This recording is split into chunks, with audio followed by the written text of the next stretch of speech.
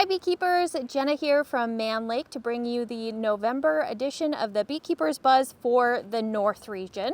So I'm here again today in the Minnesota bee yard. As you can see, it is definitely looking like fall around here, so it is really time for us to start thinking about putting our bees to bed for the winter. So there's a couple things that you should have already done if you've been following our earlier videos. If not, do them now.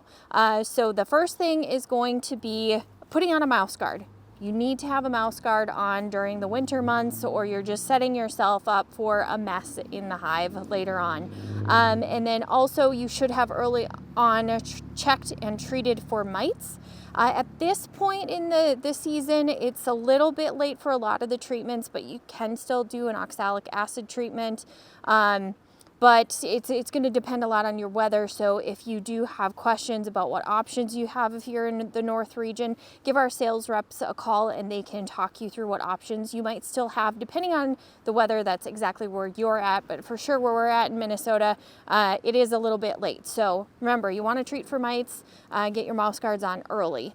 Then also make sure that your hive has plenty of food. Like we talked about last month, you want to make sure that you're pulling off your liquid feed when the temperatures are starting to drop below 50 degrees. So by now you should no longer be feeding any pro-sweet or sugar syrup, and you should have removed any pollen substitute that you have in there at this point. Bees do not need that.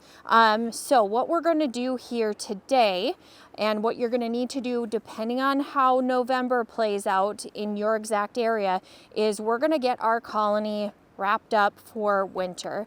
So at this point, what we're concerned about is making sure that bees have extra food stores for the winter months, making sure that they're insulated, because here in Minnesota we do get long cold spells, and then also moisture control. So those are the three things that you are worried about in November that you need to address with your colonies.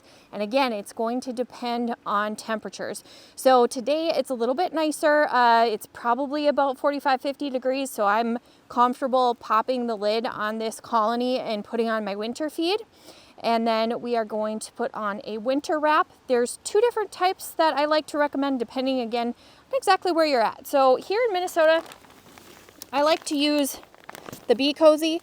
It's round and just slips right over the top of your hive.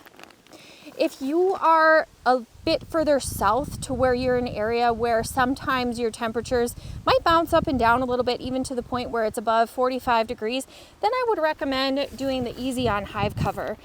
This one has a Velcro closure, so it's easy to pull on and off of your hive. So if you do see a warmer spell coming, where it's going to be above 45 degrees for your daytime hives, you can take your insulation off, because at that point you don't want to overheat your hive. And really 45 degrees is kind of that marker that I use to gauge when to wrap my hive. So you're going to look at your forecast, and when your temperatures are consistently cooler, that's when you're going to go in and wrap your hives. So I'm going to get my winter wrap on, and then I'm going to be worried about controlling moisture. I prefer to use a quilt box. So you're going to place it on the top of your hive, remove your cover and your inner cover, and then your winter feed can go underneath.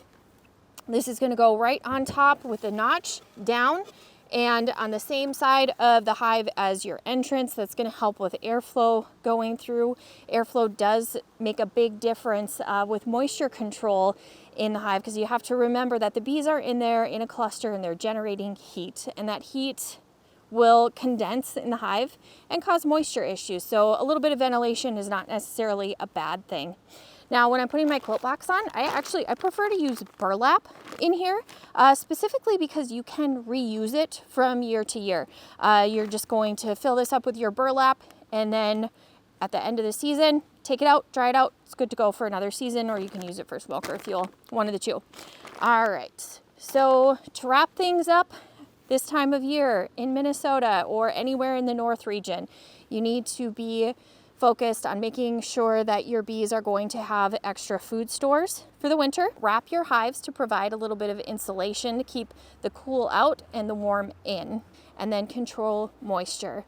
Now, if you have additional questions, like I said, give our sales reps a call. They're happy to walk you through winter prep tips for your specific area. It's Bella, the beekeeping assistant that we have on our website, or you can put your questions in our new Facebook group, the Mann Lake Beekeeping Community.